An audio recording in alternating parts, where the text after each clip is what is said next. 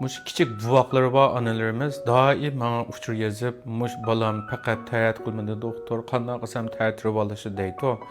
Endi sal nancha aylık 7-8 aylık olgan bolsa o mevchi yigizib uni buni yigizib qiladi.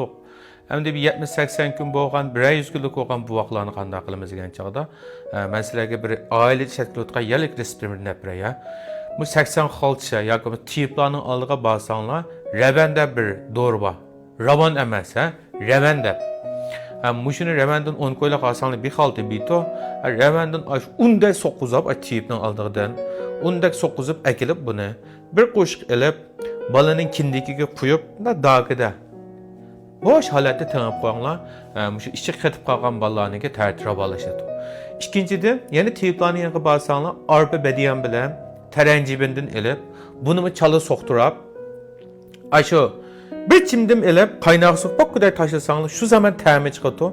Təmi çıxan yıkılam aşınında bir ya iki koşuk işkizip koysanlar ama ballarının yel yürüyüşü to, tədir vallaşı to. Paylanıp kalsanlar anılar.